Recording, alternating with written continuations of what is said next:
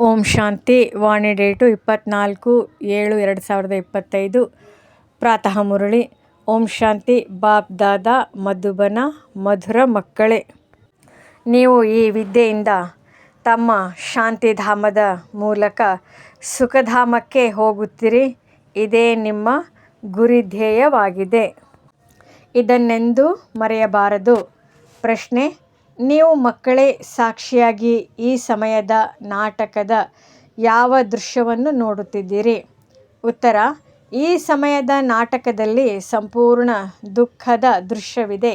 ಒಂದು ವೇಳೆ ಯಾರಿಗಾದರೂ ಸುಖವಿದ್ದರೂ ಸಹ ಅದು ಅಲ್ಪಕಾಲದ ಕಾಗವಿಷ್ಟ ಸಮಾನ. ಉಳಿದೆಲ್ಲವೂ ದುಃಖವೇ ದುಃಖವಿದೆ. ನೀವು ಮಕ್ಕಳು ಈಗ ಪ್ರಕಾಶದಲ್ಲಿ ಬಂದಿದ್ದೀರಿ. ನಿಮಗೆ ತಿಳಿದಿದೆ, ಕ್ಷಣ ಪ್ರತಿಕ್ಷಣ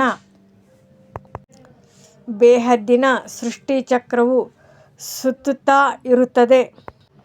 ಒಂದು ದಿನವೂ ಇನ್ನೊಂದು ದಿನಕ್ಕೆ ಹೋಲುವುದಿಲ್ಲ. ಇಡೀ ಪ್ರಪಂಚದ ಚಟುವಟಿಕೆಗಳು ಬದಲಾಗುತ್ತಿರುತ್ತವೆ. ಹೊಸ ದೃಶ್ಯವು ಬರುತ್ತಿರುತ್ತದೆ. ಡಬಲ್ ಓಂ ಶಾಂತಿ. ಒಂದನೇದಾಗಿ, ತಂದೆಯು ಸ್ವಧರ್ಮದಲ್ಲಿ ಸ್ಥಿತರಾಗುತ್ತಾರೆ. ಎರಡನೆಯದು, ಮಕ್ಕಳಿಗೂ ಸಹ ಸ್ವಧರ್ಮದಲ್ಲಿ ಸ್ಥಿತರಾಗಿ ಮತ್ತು ತಂದೆಯನ್ನು ನೆನಪು ಮಾಡಿ ಎಂದು ಹೇಳುತ್ತಾರೆ. ಸ್ವಧರ್ಮದಲ್ಲಿ ಸ್ಥಿತರಾಗಿ ಎಂದು ಮತ್ಯಾರೂ ಹೇಳಲು ಸಾಧ್ಯವಿಲ್ಲ. ನೀವು ಮಕ್ಕಳ ಬುದ್ಧಿಯಲ್ಲಿ ನಿಶ್ಚಯವಿದೆ. ನಿಶ್ಚಯ ಬುದ್ಧಿ ವಿಜಯಂತೆ. ಅವರೇ ವಿಜಯವನ್ನು ಹೊಂದುತ್ತಾರೆ. ವಿಜಯವೆಲ್ಲಿಯದು? ತಂದೆಯ ಆಸ್ತಿಯು ವಿಜಯ. ಸ್ವರ್ಗದಲ್ಲಿ ಹೋಗುವುದು ತಂದೆಯ ಆಸ್ತಿಯ ಮೇಲೆ ವಿಜಯವನ್ನು ಪಡೆಯುವುದಾಗಿದೆ. ಆದರೆ ಪದವಿಗಾಗಿ ಪುರುಷಾರ್ಥ ಮಾಡಬೇಕಾಗಿದೆ. ಸ್ವರ್ಗದಲ್ಲಿ ಹೋಗುವುದಂತೂ ಅವಶ್ಯಕ. ಮಕ್ಕಳಿಗೆ ತಿಳಿದಿದೆ, ಇದು ಛೀ ಪ್ರಪಂಚವಾಗಿದೆ. ಇನ್ನು ಬಹಳಷ್ಟು ದುಃಖವು ಬರುವುದಿದೆ. ನಾಟಕದ ಚಕ್ರವನ್ನು ಸಹ ನೀವು ಅರಿತಿದ್ದೀರಿ. ಪಾವನರನ್ನಾಗಿ ಮಾಡಿ ಎಲ್ಲ ಆತ್ಮಗಳನ್ನು ಸೊಳ್ಳೆಗಳ ಉಪಾಧಿಯಲ್ಲಿ ಕರೆದುಕೊಂಡು ಹೋಗಲು ಅನೇಕ ಬಾರಿ ತಂದೆಯು ಬಂದಿದ್ದಾರೆ. ನಂತರ ತಾನು ಸಹ ನಿರ್ವಾಣಧಾಮದಲ್ಲಿ ಹೋಗಿ ನಿವಾಸ ಮಾಡುತ್ತಾರೆ. ಮಕ್ಕಳು ಹೋಗುತ್ತೀರಾ? ನೀವು ಮಕ್ಕಳಿಗೆ ಈ ಖುಷಿ ಇರಬೇಕು. ಈ ವಿದ್ಯೆಯಿಂದ ನಾವು ಶಾಂತಿಧಾಮದ ಮೂಲಕ ನಮ್ಮ ಸುಖಧಾಮಕ್ಕೆ ಹೋಗುತ್ತೇವೆ. ಇದು ನಿಮ್ಮ ಗುರಿ ಧ್ಯೇಯವಾಗಿದೆ. ಇದನ್ನು ಮರೆಯಬಾರದು. ಪ್ರತಿನಿತ್ಯವೂ ಕೇಳುತ್ತೀರಿ, ನಮ್ಮನ್ನು ಪತಿತರಿಂದ ಪಾವನರನ್ನಾಗಿ ಮಾಡಲು ತಂದೆಯು ಓದಿಸುತ್ತಾರೆಂದು ತಿಳಿಯುತ್ತೀರಿ. ಪಾವನರಾಗಲು ತಂದೆಯು ನೆನಪಿನ ಸಹಜ ಉಪಾಯವನ್ನು ತಿಳಿಸುತ್ತಾರೆ. ಇದು ಸಹ ಹೊಸ ಮಾತಲ್ಲ. ಭಗವಂತನು ರಾಜಯೋಗವನ್ನು ಕಲಿಸಿದರೆಂದು ಬರೆಯಲ್ಪಟ್ಟಿದೆ. ಕೇವಲ ಕೃಷ್ಣನ ಹೆಸರನ್ನು ಹಾಕಿ ತಪ್ಪು ಮಾಡಿದ್ದಾರೆ. ಮಕ್ಕಳಿಗೆ ಸಿಗುತ್ತಿರುವ ಜ್ಞಾನವು ಗೀತೆ ಇಲ್ಲದ ಮತ್ಯಾವುದು ಶಾಸ್ತ್ರದಲ್ಲಿರುವುದು ಎಂದಲ್ಲ. ಮಕ್ಕಳಿಗೆ ತಿಳಿದಿದೆ, ತಂದೆಯ ಮಹಿಮೆಯಂತೂ ಮತ್ಯಾವ ಮನುಷ್ಯರಿಗೂ ಇಲ್ಲ. ತಂದೆಯು ಬರದೇ ಇದ್ದಿದ್ದರೆ ಸೃಷ್ಟಿಚಕ್ರವೇ ತಿರುಗುತ್ತಿರಲಿಲ್ಲ. ದುಃಖಧಾಮದಿಂದ ಸುಖಧಾಮ ಹೇಗಾಗುವುದು? ಸೃಷ್ಟಿಚಕ್ರವಂತೂ ತಿರುಗಲೇಬೇಕಾಗಿದೆ. ತಂದೆಯೂ ಸಹ ಅವಶ್ಯವಾಗಿ ಬರಲೇಬೇಕಾಗಿದೆ. ತಂದೆಯು ಎಲ್ಲರನ್ನು ಕರೆದುಕೊಂಡು ಹೋಗಲು ಬರುತ್ತಾರೆ. ಮತ್ತೆ ಚಕ್ರವು ಸುತ್ತುತ್ತದೆ. ತಂದೆಯು ಬರದಿದ್ದರೆ ಕಲಿಯುಗದಿಂದ ಹೇಗೆ ಸತ್ಯುಗವಾಗುವುದು? ಇವೆಲ್ಲ ಮಾತುಗಳು ಯಾವುದೇ ಶಾಸ್ತ್ರಗಳಿಲ್ಲ. ರಾಜಯೋಗವಿರುವುದೇ ಗೀತೆಯಲ್ಲಿ. ಒಂದು ವೇಳೆ ಮಧುಬನದಲ್ಲಿ ಭಗವಂತನು ಬಂದಿದ್ದಾರೆಂದು ಅರ್ಥವಾಗಿ ಬಿಟ್ಟರೆ ಎಲ್ಲರೂ ಮಿಲನ ಮಾಡುವುದಕ್ಕಾಗಿ ಒಮ್ಮೆಲೆ ಓಡಿ ಬರುವರು. ಭಗವಂತನೊಂದಿಗೆ ಮಿಲನ ಮಾಡಬೇಕೆಂದು ಸನ್ಯಾಸಿಗಳು ಸಹ ಇಚ್ಛಿಸುತ್ತಾರೆ. ಹಿಂತಿರುಗಿ ಹೋಗಲು ಪತಿತ ಪಾವನ ತಂದೆಯನ್ನು ನೆನಪು ಮಾಡುತ್ತಾರೆ. ಈಗ ನೀವು ಮಕ್ಕಳು ಪದಂ ಭಾಗ್ಯಶಾಲಿಗಳಾಗಿದ್ದೀರಿ. ಅಲ್ಲಿ ಅಪಾರ ಸುಖವಿರುತ್ತದೆ. ಹೊಸ ಪ್ರಪಂಚದಲ್ಲಿ ಯಾವ ದೇವಿ ದೇವತಾ ಧರ್ಮವಿತ್ತೋ ಅದು ಈಗಿಲ್ಲ. ತಂದೆಯು ಬ್ರಹ್ಮರವರ ಮೂಲಕವೇ ದೈವಿ ರಾಜ್ಯದ ಸ್ಥಾಪನೆ ಮಾಡುತ್ತಾರೆ. ಇದಂತೂ ಸ್ಪಷ್ಟವಾಗಿದೆ. ನಿಮ್ಮ ಗುರಿ ಧ್ಯೇಯವು ಇದೇ ಆಗಿದೆ. ಇದರಲ್ಲಿ ಸಂಶಯದ ಮಾತೇ ಇಲ್ಲ. ಮುಂದೆ ಹೋದಂತೆ ಎಲ್ಲರಿಗೂ ಅರ್ಥವಾಗುತ್ತದೆ. ರಾಜಧಾನಿಯು ಅವಶ್ಯವಾಗಿ ಸ್ಥಾಪನೆಯಾಗುತ್ತಿದೆ. ಆದಿ ಸನಾತನ ದೇವಿ ದೇವತಾ ಧರ್ಮವಾಗಿದೆ. ಯಾವಾಗ ನೀವು ಸ್ವರ್ಗದಲ್ಲಿರುತ್ತೀರಿ ಆಗ ಇದರ ಹೆಸರೇ ಭಾರತ ಎಂದಾಗಿರುತ್ತದೆ.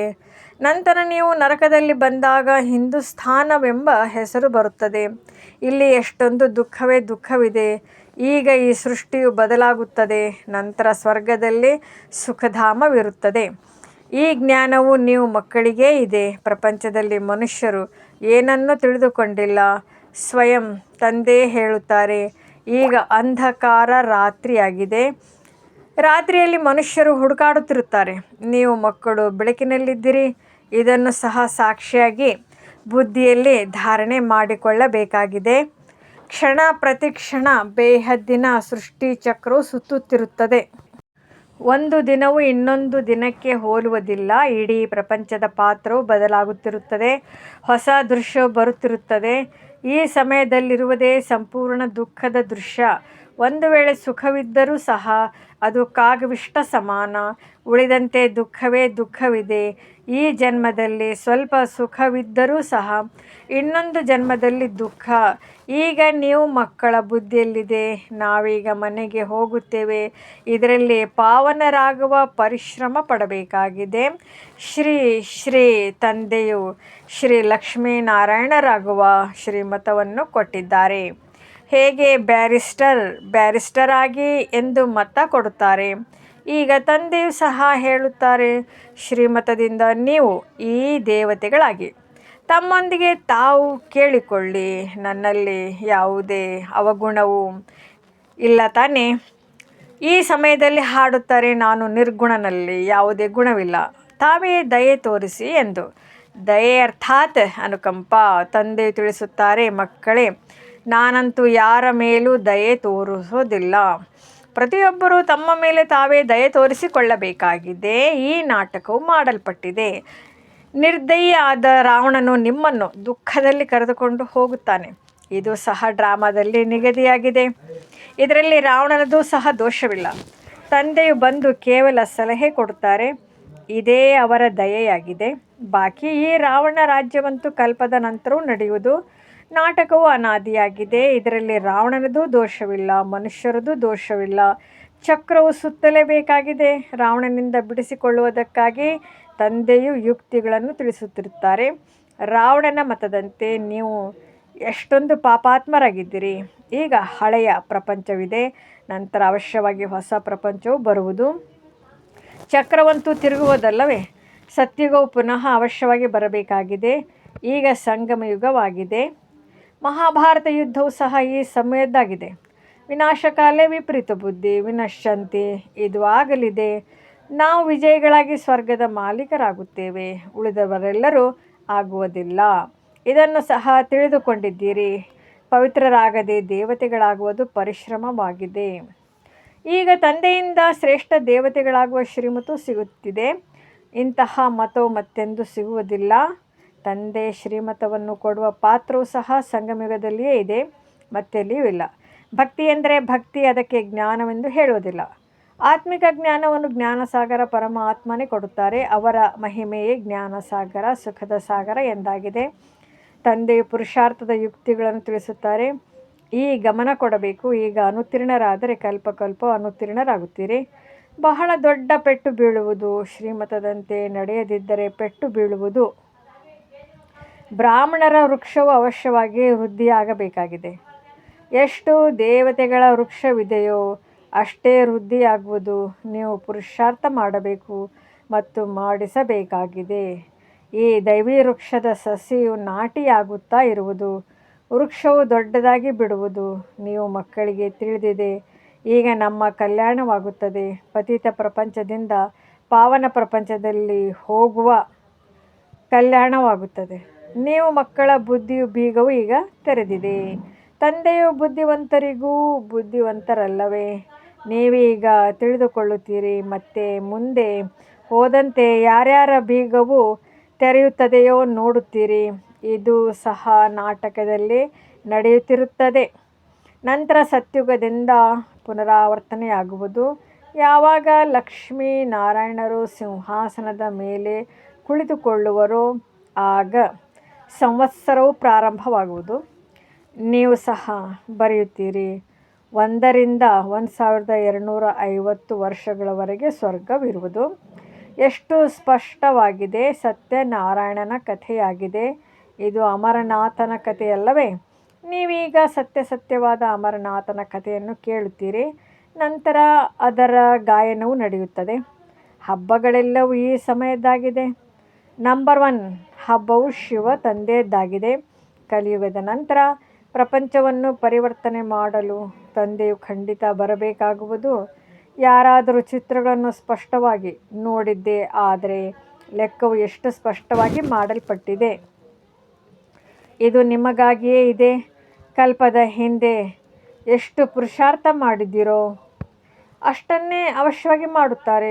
ಇವರು ಯಾರು? ಬ್ರಹ್ಮರವರು ಸಾಕ್ಷಿಯಾಗಿ ಅನ್ಯರ ಪುರುಷಾರ್ಥವನ್ನು ನೋಡುತ್ತಾರೆ. ತಮ್ಮ ಪುರುಷಾರ್ಥವನ್ನು ತಿಳಿದುಕೊಂಡಿದ್ದಾರೆ. ನೀವು ಸಹ ತಿಳಿದುಕೊಳ್ಳುತ್ತೀರಿ. ವಿದ್ಯಾರ್ಥಿಗಳು ತಮ್ಮ ವಿದ್ಯಾಭ್ಯಾಸವು ಹೇಗಿದೆ ಎಂಬುದನ್ನು ತಿಳಿದುಕೊಂಡಿರುವುದಿಲ್ಲವೇ?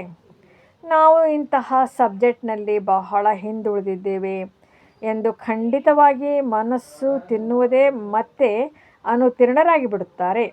ಪರೀಕ್ಷೆಯ ಸಮಯದಲ್ಲಿ ಕಚ್ಚಾ ಆಗಿರುವವರ ಹೃದಯವು ಬಡಿದುಕೊಳ್ಳುತ್ತಿರುವುದು ನೀವು ಮಕ್ಕಳು ಸಹ ಸಾಕ್ಷಾತ್ಕಾರ ಮಾಡುತ್ತೀರಿ.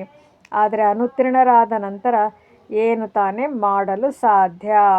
ಶಾಲೆಯಲ್ಲಿಯೂ ಅನುತ್ತೀರ್ಣರಾದರೆ ಸಂಬಂಧಿಗಳು ಬೇಸರ ಪಡುತ್ತಾರೆ, ಶಿಕ್ಷಕರು ಬೇಸರವಾಗುತ್ತಾರೆ. ನಮ್ಮ ಶಾಲೆಯಿಂದ ಕಡಿಮೆ ಮಂದಿ ತೇರ್ಗಡೆಯಾದರೆಂದರೆ ಶಿಕ್ಷಕರು ಅಷ್ಟು ಒಳ್ಳೆಯವರಲ್ಲ, ಚೆನ್ನಾಗಿ ಓದಿಸಿಲ್ಲ, ಆದ್ದರಿಂದ ಕಡಿಮೆ ತೇರ್ಗಡೆಯಾದರೆಂದು ಹೇಳುತ್ತಾರೆ. ಅದೇ ರೀತಿ ತಂದೆಗೂ ಸಹ ತಿಳಿದಿದೆ. ಸೇವಾ ಕೇಂದ್ರಗಳಲ್ಲಿ ಯಾರ್ಯಾರು ಒಳ್ಳೆಯ ಟೀಚರ್ ಆಗಿದ್ದಾರೆ, ಚೆನ್ನಾಗಿ ಓದಿಸುತ್ತಾರೆ, ಯಾರು ಚೆನ್ನಾಗಿ ಓದಿಸಿ ಕರೆತರುತ್ತಾರೆಂದು ಎಲ್ಲವೂ ತಂದೆಗೆ ಗೊತ್ತಾಗುತ್ತದೆ. ತಂದೆಯು ತಿಳಿಸುತ್ತಾರೆ, ಮೋಡಗಳನ್ನು ಕರೆತನ್ನಿ. ಚಿಕ್ಕ ಮಕ್ಕಳನ್ನು ತರುತ್ತೀರೆಂದರೆ ಅದರಲ್ಲಿ ಮೋಹವಿರುವುದು. ಒಂಟಿಯಾಗಿ ಹೊರಬರಬೇಕೆಂದರೆ ಬುದ್ಧಿಯು ಬಹಳ ಚೆನ್ನಾಗಿ ತಂದೆಯೊಂದಿಗೆ ತೊಡಗಿರುವವರಾಗಿರಲಿ. ಏಕೆಂದರೆ ಮಕ್ಕಳನ್ನಂತೂ ಅಲ್ಲಿಯೂ ನೋಡುತ್ತಿರುತ್ತೀರಿ. ತಂದೆಯು ತಿಳಿಸುತ್ತಾರೆ, ಈ ಹಳೆಯ ಪ್ರಪಂಚವಂತೂ ಸ್ಮಶಾನವಾಗಲಿದೆ. ಹೊಸ ಮನೆಯು ಕಟ್ಟುವಾಗ ನಮ್ಮ ಹೊಸ ಮನೆಯು ತಯಾರಾಗುತ್ತಿದೆ ಎಂದು ಬುದ್ಧಿಯಲ್ಲಿ ಇರುತ್ತದೆ. ಉದ್ಯೋಗ ವ್ಯವಹಾರಗಳನ್ನಂತೂ ಮಾಡುತ್ತಿರುತ್ತಾರೆ, ಆದರೆ ಬುದ್ಧಿಯು ಹೊಸ ಮನೆಯ ಕಡೆ ಇರುತ್ತದೆ. ಸುಮ್ಮನೆ ಕುಳಿತು ಬಿಡುವುದಲ್ಲ. ಅದು ಹದ್ದಿನ ಮಾತು, ಇದು ಬೇಹದ್ದಿನ ಮಾತಾಗಿದೆ. ಪ್ರತಿ ಕಾರ್ಯ ಮಾಡುತ್ತಾ ಸ್ಮೃತಿ ಇರಲಿ, ನಾವೀಗ ಮನೆಗೆ ಹೋಗಿ ನಂತರ ನಮ್ಮ ರಾಜಧಾನಿಯಲ್ಲಿ ಬರುತ್ತೇವೆ. ಆಗ ಅಪಾರ ಖುಷಿ ಇರುವುದು. ತಂದೆ ತಿಳಿಸುತ್ತಾರೆ, ಮಕ್ಕಳೇ, ತಮ್ಮ ಮಕ್ಕಳು ಮೊದಲಾದವರು ಸಂಭಾಲನೆಯನ್ನು ಮಾಡಬೇಕಾಗಿದೆ. ಆದರೆ ಬುದ್ಧಿಯು ತಂದೆಯ ಕಡೆ ತೊಡಗಿರಲಿ. ನೆನಪು ಮಾಡದಿದ್ದರೆ ಪವಿತ್ರರಾಗಲು ಸಾಧ್ಯವಿಲ್ಲ. ನೆನಪಿನಿಂದ ಪವಿತ್ರ, ಜ್ಞಾನದಿಂದ ಸಂಪಾದನೆ. ಇಲ್ಲಂತೂ ಎಲ್ಲರೂ ಪತಿತರಾಗಿದ್ದಾರೆ. 2 ತೀರಗಳಿವೆ. ತಂದೆಗೆ ಅಂಬಿಗನೆಂದು ಹೇಳುತ್ತಾರೆ, ಆದರೆ ಅರ್ಥವನ್ನು ತಿಳಿದುಕೊಂಡಿಲ್ಲ. ನಿಮಗೆ ತಿಳಿದಿದೆ, ತಂದೆಯು ಆ ತೀರಕ್ಕೆ ಕರೆದುಕೊಂಡು ಹೋಗುತ್ತಾರೆ. ಆತ್ಮಕ್ಕೆ ತಿಳಿದಿದೆ, ನಾವೀಗ ತಂದೆಯನ್ನು ನೆನಪು ಮಾಡಿ ಬಹಳ ಸಮೀಪಕ್ಕೆ ಹೋಗುತ್ತಿದ್ದೇವೆ.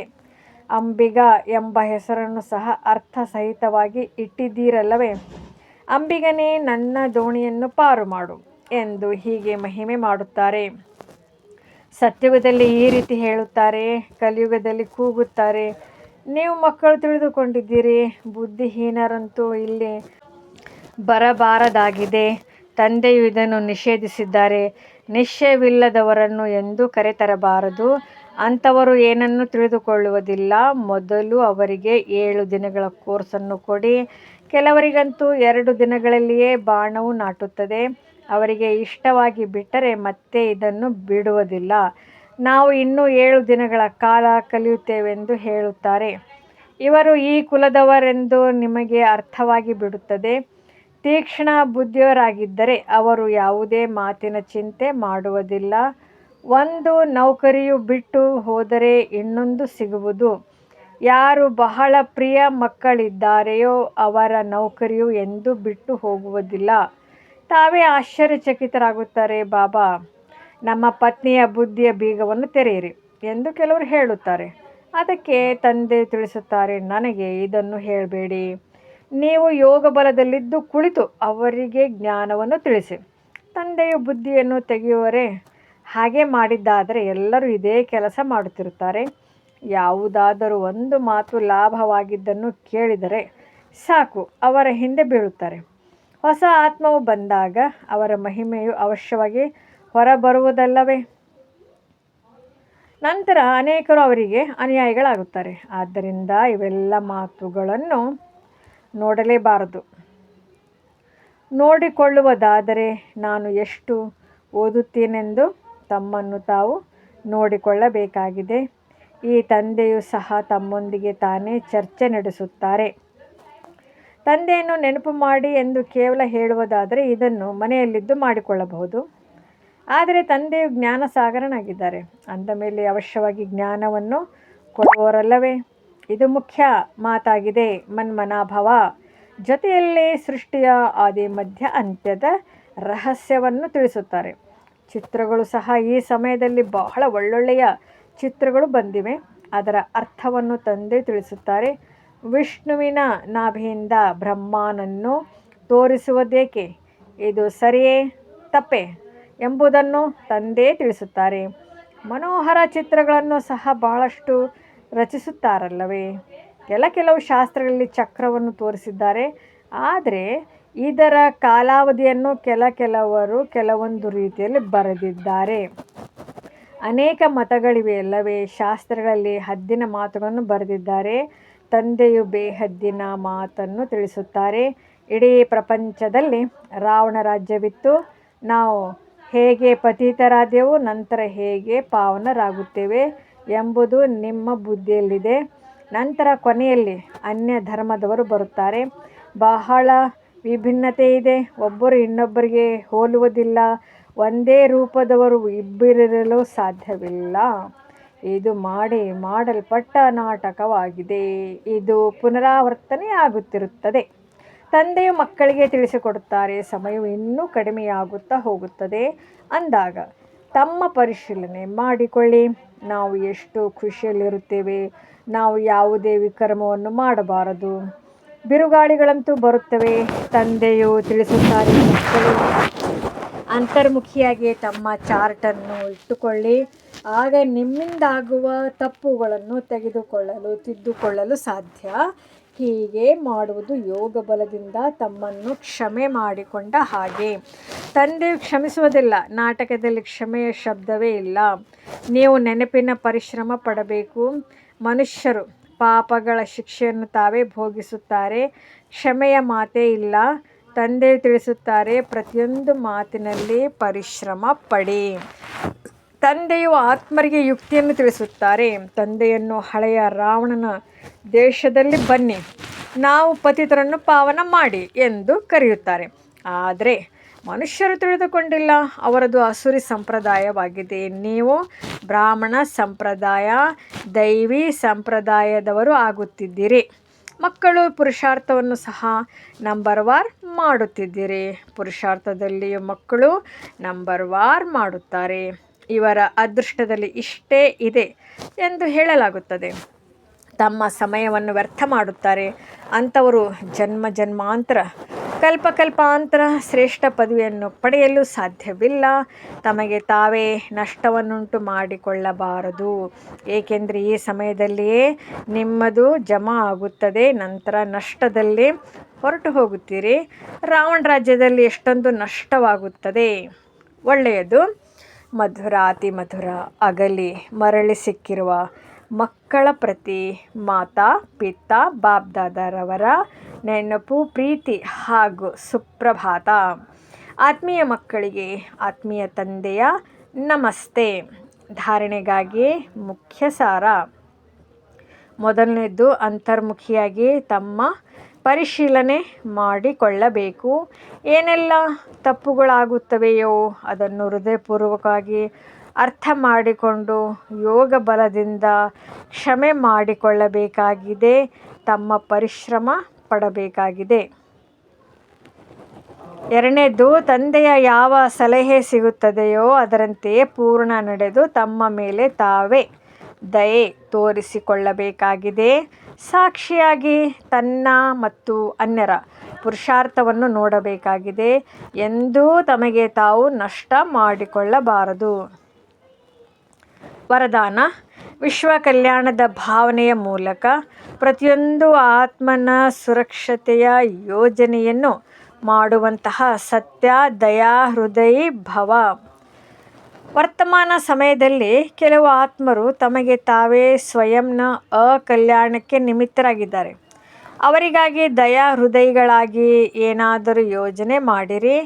ಯಾವುದೇ ಆತ್ಮನ ಪಾತ್ರವನ್ನು ನೋಡುತ್ತಾ ಸ್ವಯಂ ತಾವು ಏರುಪೇರಿನಲ್ಲಿ ಬರಬಾರದು. ಆದರೆ ಅವರ ಸುರಕ್ಷತೆಯ ಸಾಧನವನ್ನು ಯೋಚಿಸಿರಿ. ಈ ರೀತಿಯಲ್ಲ, ಇದಂತೂ ಆಗುತ್ತಿರುತ್ತದೆ, ವೃಕ್ಷವಂತೂ ಬಿದ್ದು ಹೋಗಲೇಬೇಕು ಅಲ್ಲ. ಬಂದಿರುವ ವಿಘ್ನಗಳನ್ನು ಸಮಾಪ್ತಿ ಮಾಡಿರಿ.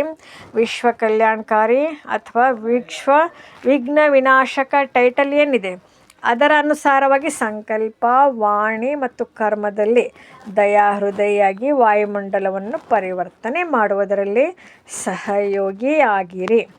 ಸ್ಲೋಗನ್: ಅವರೇ ಕರ್ಮಯೋಗಿಯಾಗಲು ಸಾಧ್ಯ ಯಾರ ಬುದ್ಧಿಯ ಮೇಲೆ ಗಮನದ ಭದ್ರತೆಯನ್ನಿಡುತ್ತಾರೆ.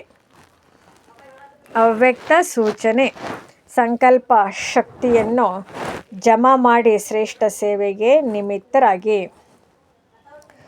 ಅಂತ್ಯದಲ್ಲಿ ಫೈನಲ್ ಪೇಪರ್ನ ಕ್ವಶನ್ ಆಗಿರುವುದು ಸೆಕೆಂಡ್ನಲ್ಲಿ ಫುಲ್ ಸ್ಟಾಪ್, ಇದರಲ್ಲಿಯೇ ನಂಬರ್ ಸಿಗುವುದು. ಸೆಕೆಂಡ್ಗಿಂತ ಜಾಸ್ತಿ ಆಯಿತು ಎಂದರೆ ಫೇಲ್ ಆಗಿ ಬಿಡುವಿರಿ. ಒಬ್ಬ ತಂದೆ ಹಾಗೂ ನಾನು ಮೂರನೆಯವರ ಯಾವುದೇ ಮಾತು ಬರಬಾರದು. ಹೀಗಲ್ಲ, ಇದನ್ನು ಮಾಡಿ ಮುಗಿಸುತ್ತೇನೆ, ಇದನ್ನು ನೋಡುತ್ತೇನೆ, ಹೀಗಾಯಿತು, ಇದು ಆಗಲಿಲ್ಲ, ಹೀಗೆ ಏಕೆ ಆಯಿತು, ಇದು ಏನು ಆಯಿತು, ಇಂತಹ ಯಾವುದೇ ಸಂಕಲ್ಪ ಬಂದಿತು ಎಂದರೆ ಅಂತಿಮ ಪೇಪರ್ನಲ್ಲಿ ಪಾಸ್ ಆಗಲು ಸಾಧ್ಯವಿಲ್ಲ.